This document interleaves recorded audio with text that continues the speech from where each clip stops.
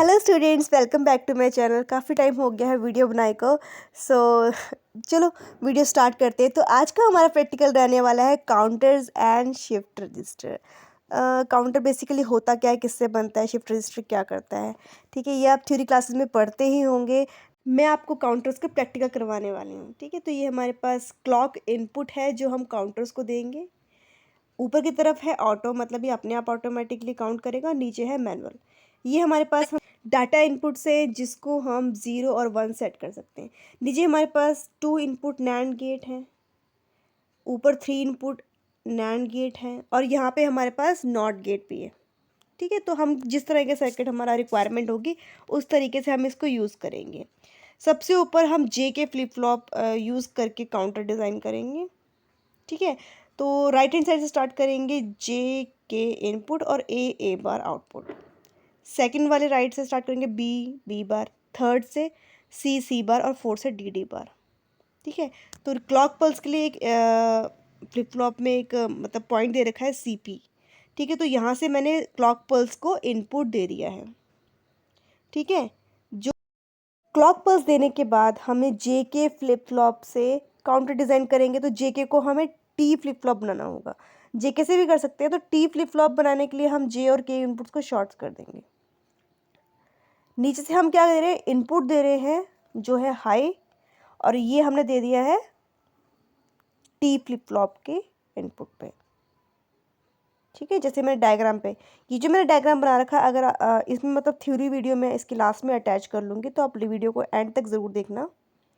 ठीक है, तो ये बन जाएगा हमारा जे के का टी फ्लिप फ्लॉप, इन दोनों को शॉर्ट करके। जे और के को हमने शॉर्ट कर दिया है। अब डायग्राम पे ध्यान से देखोगे, जो हमारा क्यू और क्यू बार, क्यू नॉट और क्यू बार हमारा जो आउटपुट आ रहा था, तो हम क्या करेंगे, फर्स्ट जो हमारा जे के फ्लिप फ्लॉप यहाँ पे देख लेंगे किट पे, यहाँ पे जो डी हमारी आउटपुट है, इसको हम नेक्स्ट फ्लिप फ्लॉप की जे क्लॉक इनपुट पे देंगे। ठीक है, इसी तरीके से सेकंड जो जे के टी फ्लिप फ्लॉप जो हमने बनाया है, ठीक है, जे और के को शॉर्ट करने के बाद, तो सेकंड वाले फ्लिप फ्लॉप की जो आउटपुट है Q1 बार, यानी कि किट पे देखेंगे तो आएगा सी बार, वो चली जाएगी थर्ड जो फ्लिप फ्लॉप के क्लॉक पे। ठीक है,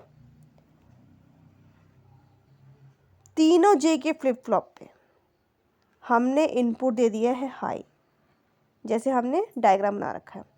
ठीक है, जे के अभी जे के था, तो जे और के को हम शॉर्ट कर देंगे तो बन जाएगा टी।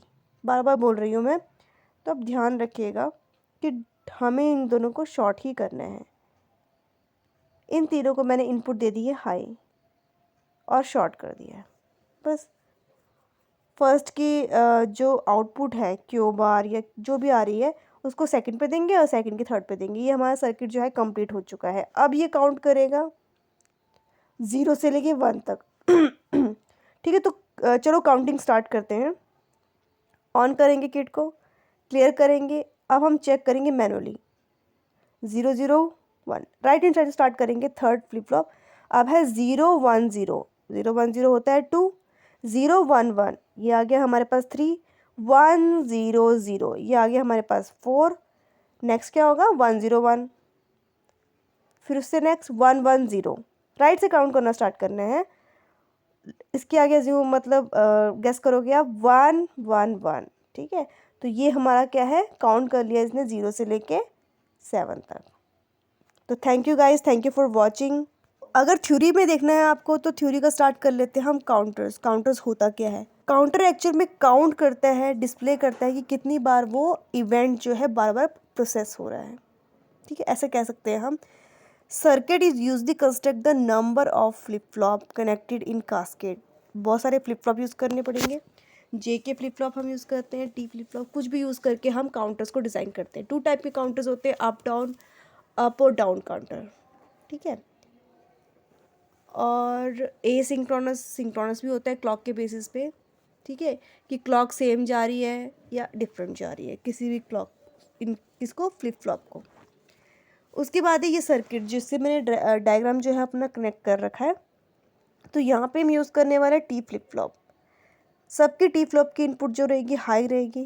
क्लॉक पल्स जो एक को देंगे, दूसरे पे जो क्लॉक पल्स जाएगी वो पहले वाले फ्लिप फ्लॉप की आउटपुट ही होगी, यानी Q0। ठीक है, इस तरीके से हमें सर्किट डिज़ाइन क्लॉक की भी कुछ टाइप्स होती है, जैसे कि लेवल ट्रिगरिंग, एज ट्रिगरिंग। ठीक है, तो यहाँ पे एज पे हम ट्रिगर कर रहे हैं, जैसे नेगेटिव एज ट्रिगर्ड, तो नीचे की तरफ जो क्लॉक आ रही है तब ये ट्रिगरिंग करिए। तो देखो ये आउटपुट जो है जो हमने ले रखी है Q0, Q1, Q2, ये कैसे ले रखी है। ठीक है, मान लो कि हमने स्टार्ट की है 101, इनिशियली हमने स्टेट ली है 101। तो देखो Q0 की जो इनपुट है वो देखो 1 के बाद 0, 0 के बाद 1, 1 के बाद 0, फिर नेक्स्ट, मतलब ऐसे चेंज होती रहेगी। ठीक है, Q1 कैसे चेंज होगा, देखो Q1 कैसे चेंज होगा। तो अगर ये 0 स्टेट से स्टार्ट कर रहे हैं हम, तो 0 है मतलब नेगेटिव एज है, तो नेक्स्ट स्टेट क्या होगी, यस इट विल बी 1, 1 आ गया। उसके बाद Q2 के लिए क्या करेंगे, फर्स्ट स्टेज जो है 1 है, तो इसकी अगली स्टेज क्या होगी, 1 है तो 1 ही रहेगी। क्यों, क्योंकि राइजिंग पे ये काम नहीं करेगा, फॉलिंग पे काम करेगा, क्योंकि नेगेटिव एज ट्रिगर्ड है। राइजिंग पे तब काम करेगा जब पॉजिटिव एज ट्रिगर्ड होगा, तो राइजिंग पे क्या हो जाएगा, 1 का 1 आ जाएगा। अब जब हमने दूसरी क्लॉक पल्स इनपुट दी, क्लॉक 1 पे तो हमारे 110 आ रहा है, क्लॉक 2 जब हमने चेंज किया क्लॉक इनपुट को, तो कैसे काम करेगा, 0 को तो 1 रहेगा, Q0 की बात करें, और Q1 पे कैसे रहेगा, 1 का 1। क्यों, क्योंकि तो ये काम करेगा ही नहीं, क्योंकि ये क्या है, राइजिंग एज पे काम नहीं करेगा, तो 1 का 1 एज इट इज़ आ जाएगा। और जो Q2 की बिट है फिर 1 का फिर 1 एज इट इज़ आ जाएगा। आई होप ये आपको समझ में आ रहा होगा। अब बात करते हैं जब हमने क्लॉक थर्ड दी। जब क्लॉक थर्ड दी तो 111 जो इनिशियल मतलब सेकंड क्लॉक पल्स पे जो आउटपुट आ रही थी 111, तो अब वो क्या हो जाएगी 00। खुद से अलग से प्रैक्टिस करने पे मतलब हम डिज़ाइन कर लेंगे इसको। तो इसी तरीके से हमने क्लॉक को चेंज करते जाएंगे और हमारी जो इनपुट्स है LSB से MSB चेंज होती जाएंगी। ठीक है, तो देखो जो हमारी बिट्स आएंगी वो कैसी आएगी, देखो पहले 101 स्टार्ट किया था, मतलब इनिशियली 5 था, नेक्स्ट बिट क्या होगी 1106, फिर उससे अगली देखो, तो एक तरह से 0 से 7 हमारा काउंट हो चुका है। तो थैंक यू गाइस, थैंक